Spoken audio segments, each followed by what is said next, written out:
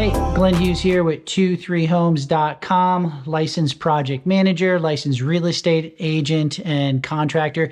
This video that you're going to watch on 1031 Exchange was actually done with the son, Bill Horan, whose father did all the legislation on Capitol Hill. So let me tell you a little bit about the background of history before we get into the webinar.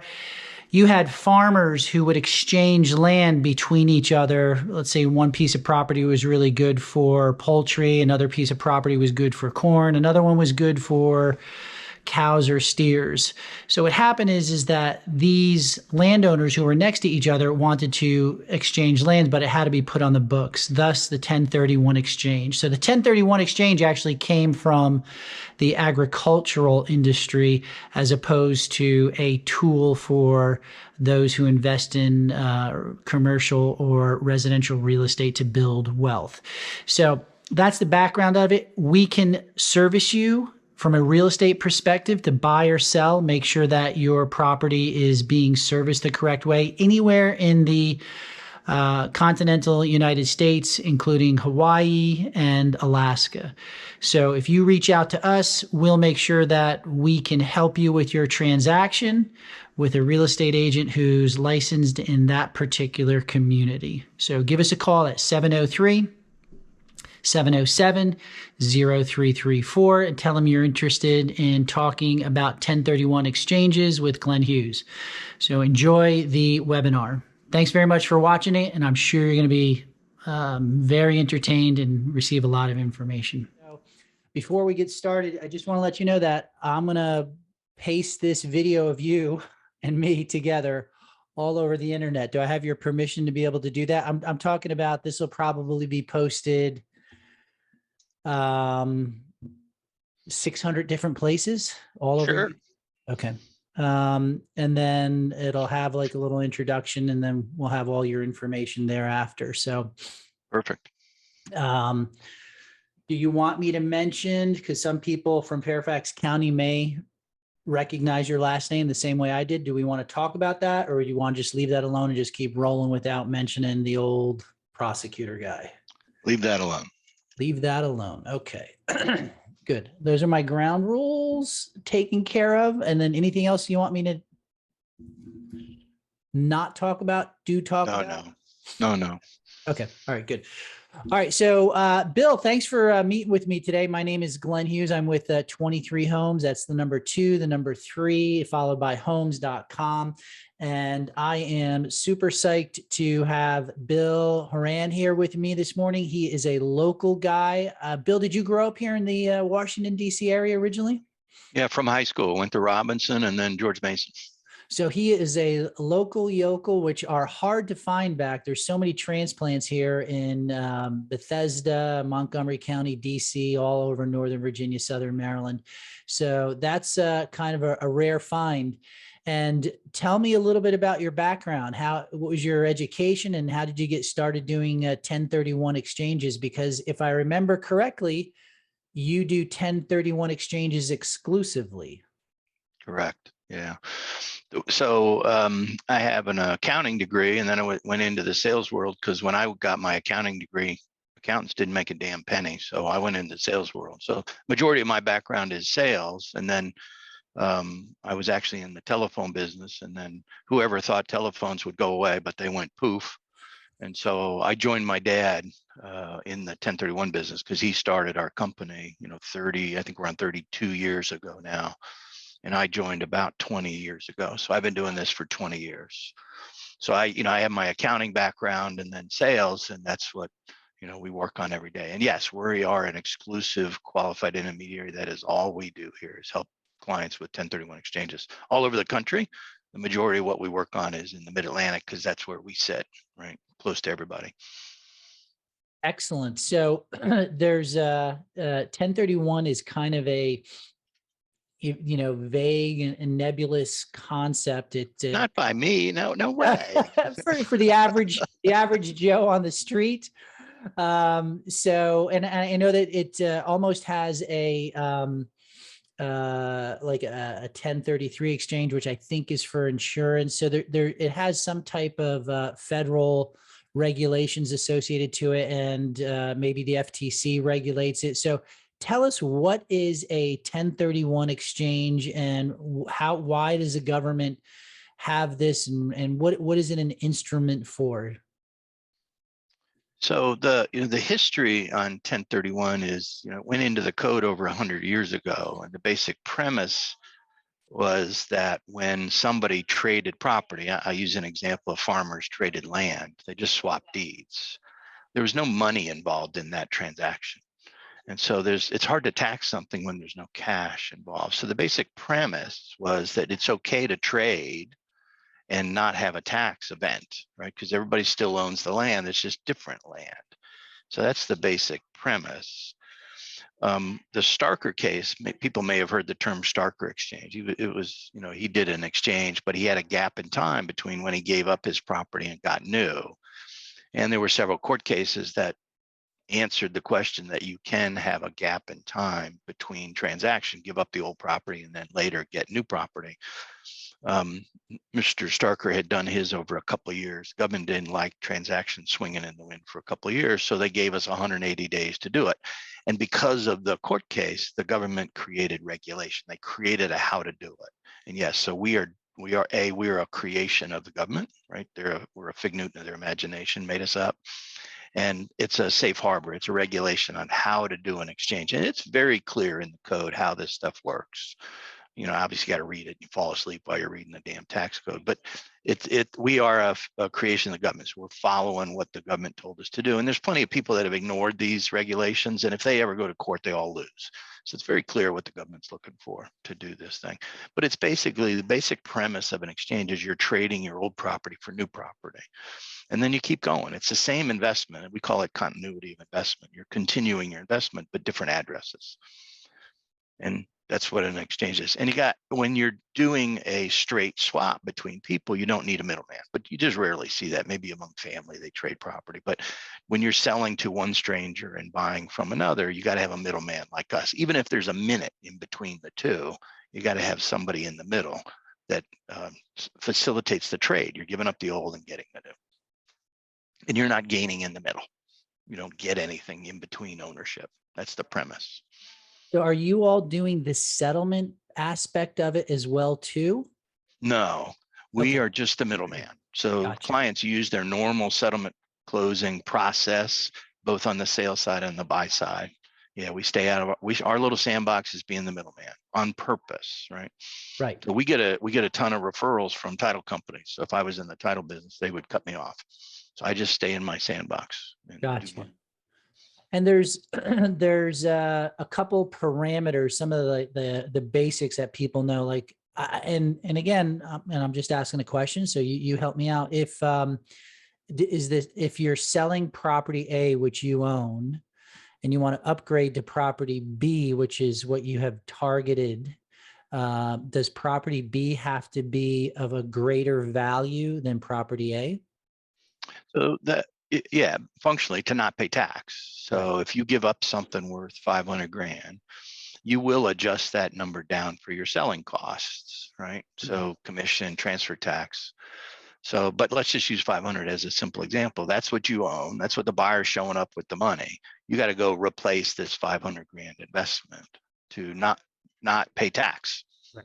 And if you use the word upgrade, so if you're going up in value, you got to come up with the rest of the money to buy a more expensive property. And exchanging is also not a one for one. It's how much real estate did you give up value and how much real estate did you replace. And then the second piece to this puzzle is you close on that relinquished, the one you're giving up.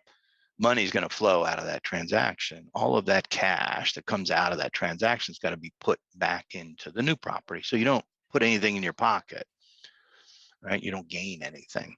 And that means to not pay tax. But it's not an all or nothing thing. So for example, somebody sells at 500, but they find a wonderful replacement investment for 450. There's a 50 grand gap. That's going to be exposed to taxes because the government sees you give up 500. Now they see you own 450. Where'd the money go? It went somewhere, right? So that difference gets exposed to taxes. I'm kind of being flippant, but I use the analogy that the government is your partner on these deals, right? Because they're waiting for their cut. And if Right. you transition from one property to another and then money comes out, government wants their cut, right off the top.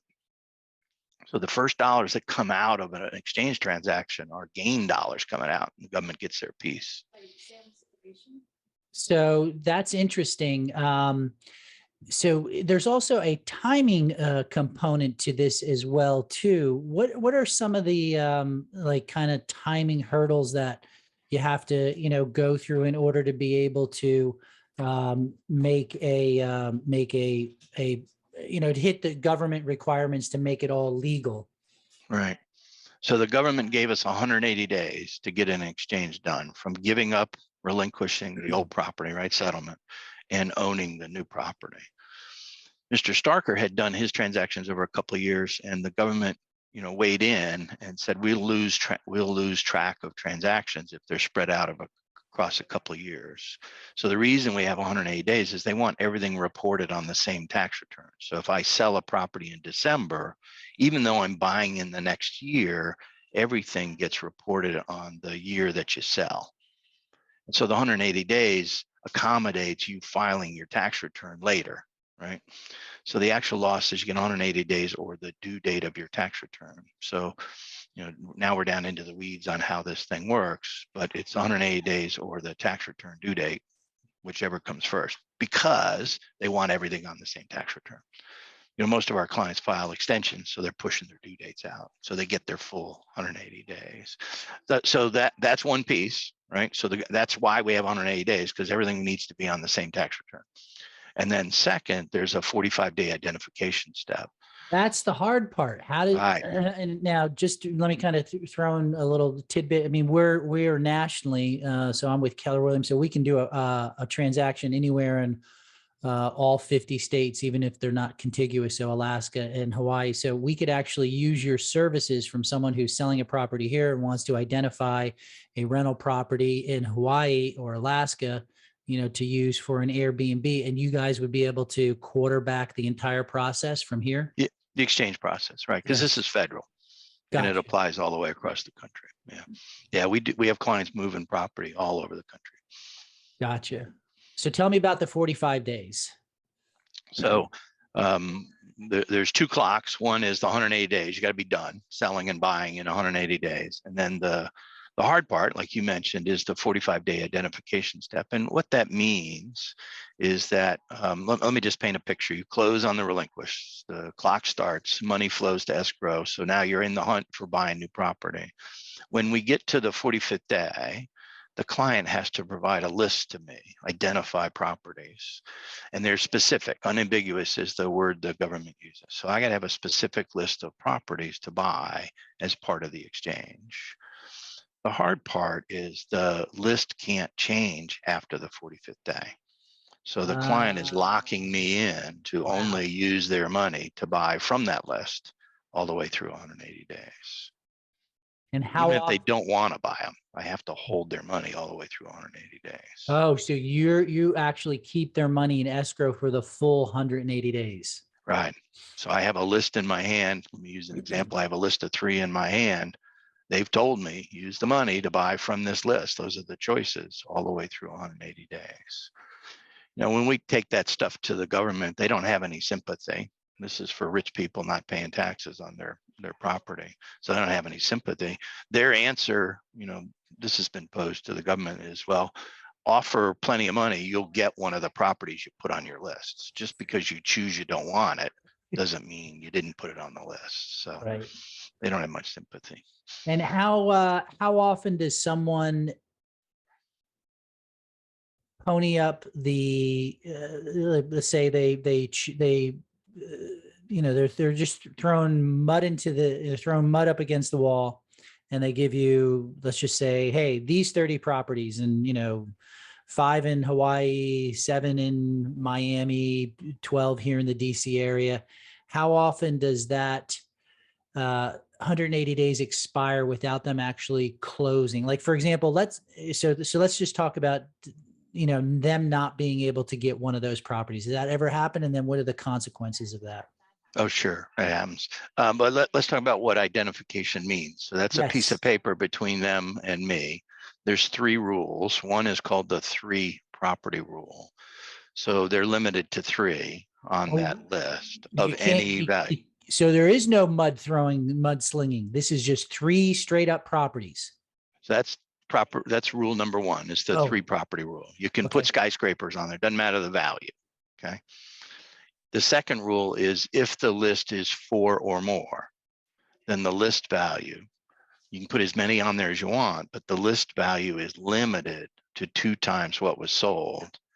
I use an example of 500 grand townhouse got sold as a rental. That means $1 million could be put on the list if it's 4 or more. So the government doesn't let you just send in the phone book and say, I want to buy one of those properties, right? Okay. In the early days, that's what, and the government clamped down on that. So they remember, they want some of this cash, right? So they're not going to make it super easy.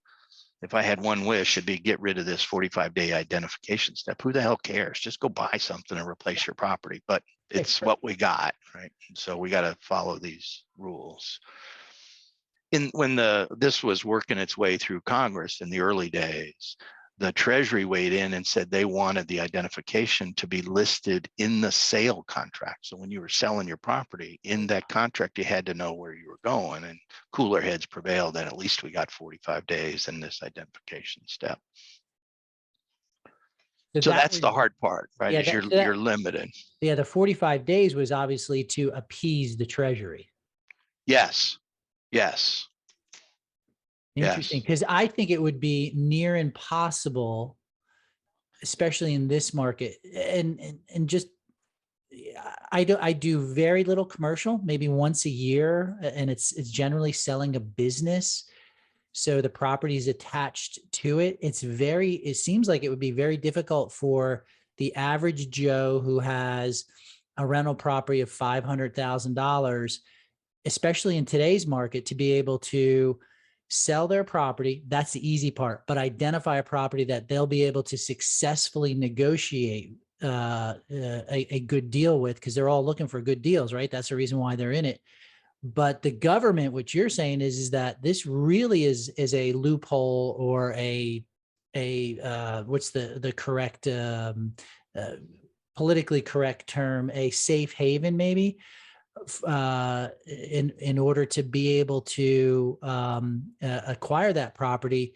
You're going to have to go above ask price in a market that we're in today. So there's no way for someone who's kind of a penny pincher to take advantage of this. So, in other words, what I'm saying to you is you have to have the correct mental attitude going into this feat first. I mean, if you're you have to plan this out. Right. So it's the clients that don't plan it out. They hit the 45th day, have no idea what they're doing. And that's when it fails. So in the past, pre-COVID, exchanges were about 60 days. Somebody sold, they did an ID, and they closed in about 60 days. That was our normal window of time, right? So people were taking time to find property, but we're running about 3 weeks now. So from the closing on the relinquished, the clients are closing in about 3 weeks. What they're doing is putting contracts on replacement properties even before they've settled. So I call it the begging strategy. You go to a seller and say, hey, I got a contract to sell my property. Will you take my purchase contract? And here's a giant deposit to make the seller happy, asking them to wait until you close on the relinquished property. Those clients are succeeding. So they're tying up the new property, whether they're a penny pincher or not, they're tying up the new one ahead of time. So when they close on the relinquished, they're already under contract to buy the replacement. You just got to ask the seller to be happy. Wait. Yeah, but that's still a great strategy, because it gives the seller peace of mind. Safe harbor was the word I was looking for. I said safe haven, I think. So it gives the seller of the property peace of mind, and it also reduces risk. I'll take it just to the seller of the property be peace of mind, knowing that they're going to get paid. Someone wants their property, and it gives the person participating in a 1031 exchange a risk reduction strategy. In order to be able to know that they've got some place to land. But that takes planning. They have to have thought through where they're going to buy, what kind of property, what town it's in, all that sort of stuff. They have to have prepped ahead of time so that they don't bump into that 45-day date and get locked into property, which, as we all know, the market's crazy. You put something on the list, if you don't have it under control with a contract, it's going bye-bye on you. Right. Exactly. So, That's where I was going with. Yeah. Yeah. Because we just recently saw a property in Reston, 2-car garage, 3 bathrooms. It was very nicely well done on the inside. Listed for 610, which is about probably fair market for this house. I don't think it was extremely high, but it sold for 730. So $120,000. That was this past weekend, over ask of 610, which is obscene. I mean, we're going back to the 2004, 2005 era now on some of these properties here in DC. So your service, though, is talking a lot of these people who are interested in a 1031 exchange through these strategies and helping that. That's really where your value is in the consulting area, as opposed to, pushing a piece of paper and filling out a couple forms. we do both. Yep. Yeah. Do both, right? Yeah. But because this isn't something that somebody does every day. So they got to know where the bumpers are, and they got to know what the strategy of the goal is. And once we get them through that part, then they have a roadmap on what to follow, what to do. Gotcha. So tell me about some of your larger transactions that maybe because we have clients who are looking to actually purchase in other areas of the country, some outside the country, because they want to push money outside. So if someone wanted to, is there any hope for them to be able to sell a property here and then buy something in Spain or Portugal or France, or how does that work? So do you think the government's going to let you take your money out and send it to Spain and not pay taxes? Absolutely not. Okay. So those, No.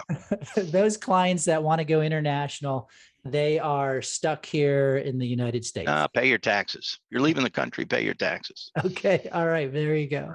Yeah. Like kind is US for US, and there's actually a provision for foreign. So you could go from England to Spain if you wanted to. I don't do any of those. I have to refer those off to somebody else, but that is okay. But you can't go from US to foreign or foreign to US. It doesn't work. It's not like kind, definition wise. Perfect. You can go to the territories, the U.S. Virgin Islands, Guam, that sort of stuff. Those are all okay. Puerto Rico's out. So poor Puerto Rico is not part of 1031. They have their own tax system, so they don't get a 1031 treatment. They've tried several times, and it hasn't gone anywhere in Congress. Interesting. Very, very interesting. And that's awesome to know, by the way. So I've just disappointed probably a half dozen of our clients, because that was but that's all right. Hey, look, it is what it is. The second question is how often do you have to kind of be an intermediary between the selling agent, the realtor, and the buyer's agent, the other realtor, in order to help them understand the process? Because I'm sure a lot of, unless they're a commercial person who is dealing with this on a once a month, they probably don't know all the innuendos and small little discernments as you move along the process. So how often do you have to kind of be an intermediary in the realtor space? Rare. Okay. Right. Because for them, it's just a sale and a purchase. Gotcha. Right? And it's this stranger like me sitting in the middle between the two transactions. And so we try and make it as easy as possible. So, I'm going to do everything with the client directly, creating an agreement, exchange agreement, all that stuff. I'm using DocuSign like everybody else is. So all of my stuff is electronic. And then, I'm communicating with the settlement company so that they know that this is an exchange and what to do. And, I've touched just about every title company around town, so they kind of know what our stuff looks like. And it's not magic. It's not rocket science, what we're doing. So no, I'm rarely in between agents and all that sort of stuff. Rarely.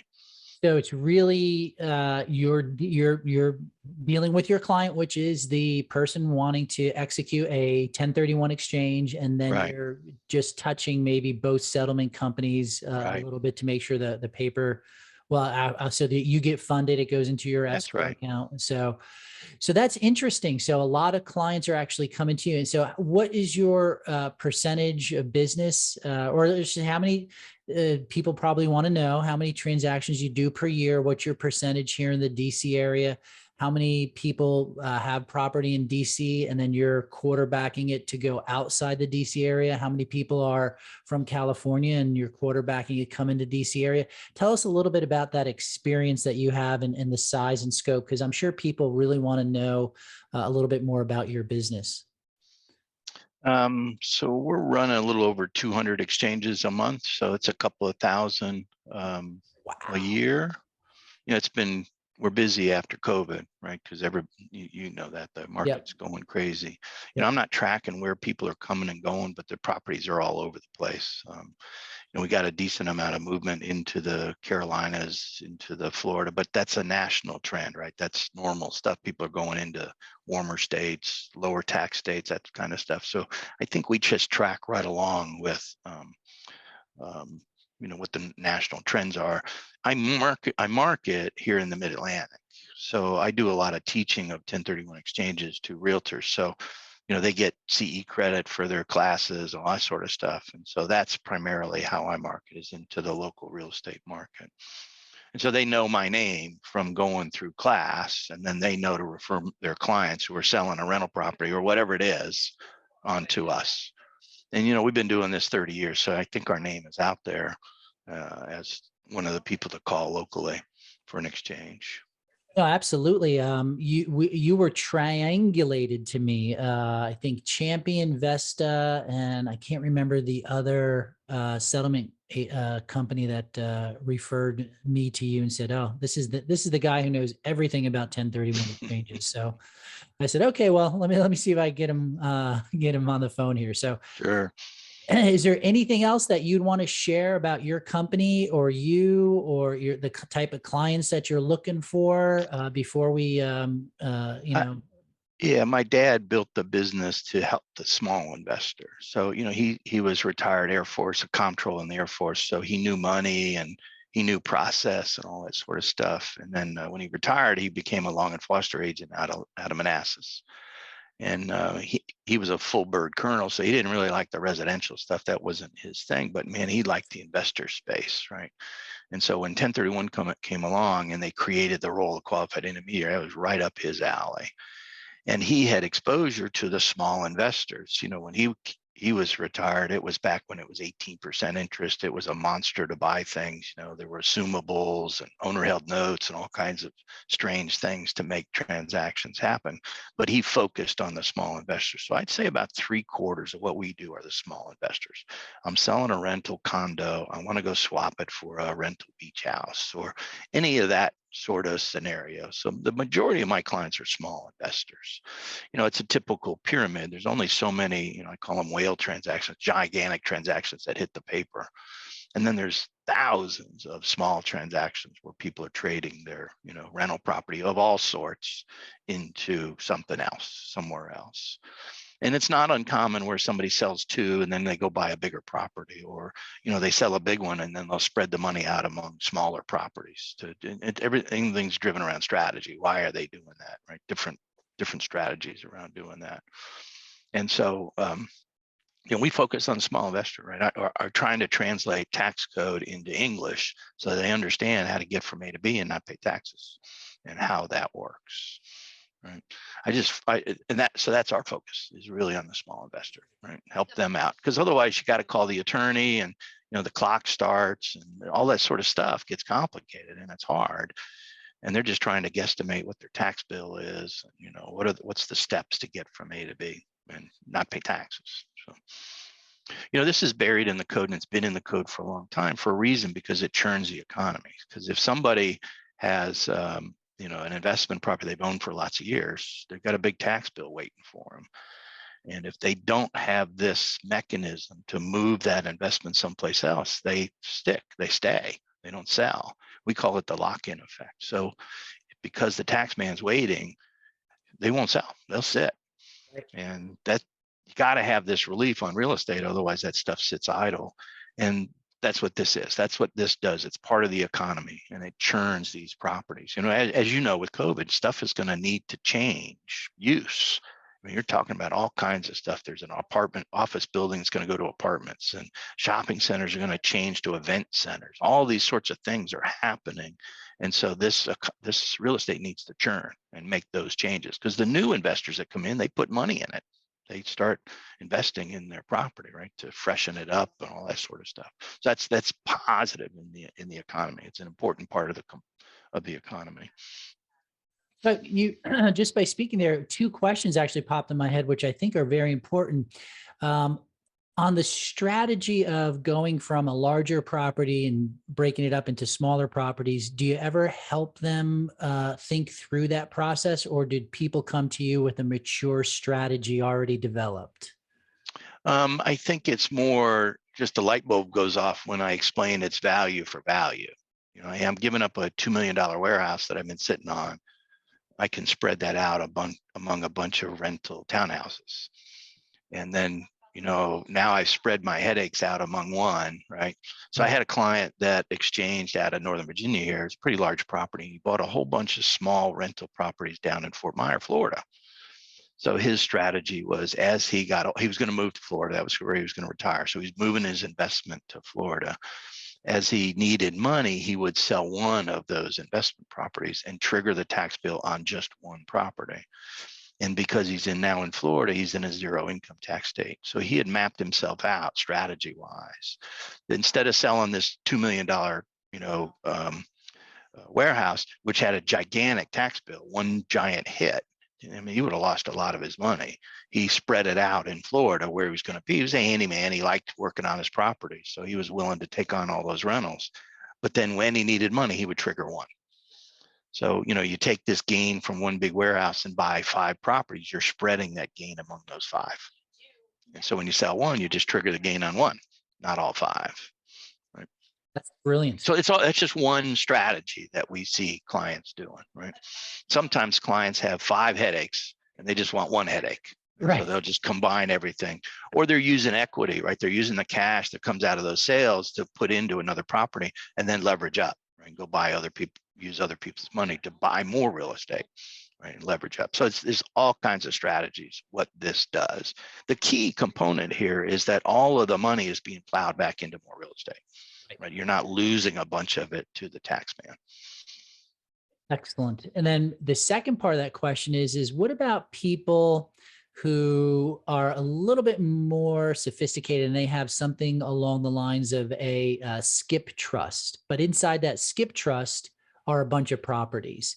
Now they pass away and the first set of children receives, you know, they're the executors of the skip trust, but they're not, you know, they're going over they're not going to be able to acquire capital gains.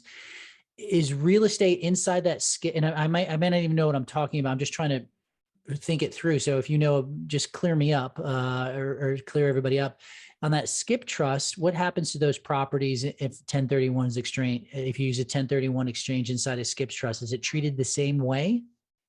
So I'm not sure what a skip trust is.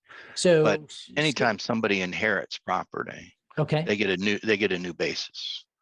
And so if then they sell the property at that new basis, they don't have any gain. I use the example of I trade my rental townhouses for a beautiful beach house. It's got a lot of gain in it, right? Because I traded a couple of properties into my beach house. And let's say it's worth $1 million when I pass away, but there's $500,000 of gain sitting in that property. When I pass and my son inherits it, he's going to get a new basis of $1 million, fair market value when I pass away. He sells it for $1 million. There's no gain to him. So my gain goes away when I pass away. I think the estate tax is 12.6. It may have adjusted for inflation this year. So it's an even bigger number per person. So it's a very high hurdle before the estate owes taxes. Keep an eye on that because that's on the hit list in Congress, right? But just as a general concept, you know, taxes are always due until you pass away. And you really don't care anymore anyway. So you're gone. Yeah. So. It's just what that right. The day you die, what does it lock in at? Fair market value. So somebody is running the estate. It's going to put a value on all your assets, whatever it is, and that becomes the basis for whoever inherits. Perfect. So, in our business, sometimes we use the term "you swap till you drop." We had I'm part of a lobbying team, that lobbies on the Hill for protecting 1031. So we had some economic studies done because this has been under threat before. The attitude on the Hill is rich people not paying taxes. So we need a piece of that. So, we've combated that issue for many years. And we used to get hit in the head about, hey, you never pay taxes when you pass away. We had a micro study done by a couple of real estate professors, Ling and Petrova, and they got their hands on all the CoStar data. And, it's pretty heavily California related, but the reality was that over 80% of commercial properties did one exchange and then cashed out. So the old properties went to the grave. Very rare. Yes, but it's very rare. The majority, it's exchanging is really timing. When do I want to pay my taxes? It's either pay me now or pay me later. So, and the majority of them end up in taxable events. And we didn't have that before, but then we got the studies done, and that clearly showed that eventually the government gets their money. It's just timing. Yeah, they always get paid. Really, they're always going to get paid. That's how it works.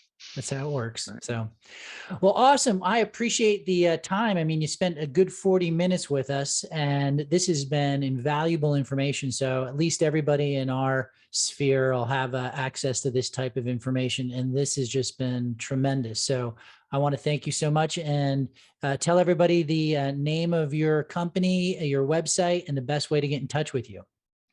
So the company name is Realty Exchange Corporation. That's pretty straightforward, right? My dad was adamant about the name of your company should say what you do. Say what you do. And then our website is www.1031.us. So we try and keep our lives simple. It's 1031.us. And then, my email is bill@1031.us. Just keep it as simple as possible. Yeah. Right. Awesome. So my better half wants to come in and ask you a question as well, too. Her name is Gift. She is actually the one who started it. I'm going to change chairs with her, and she can come in and ask you a couple of questions. Sure. Sorry, I'm like the background listening to you guys talk, but I didn't catch everything. So I have a question on a couple of things, right? So sometimes I run into a client investor that they are trying to sell their property and transfer to be something else. What I understand is 1031 exchange, it's have to be the light kind. If they sell condo, they don't have to buy another condo. Can they buy a single family home?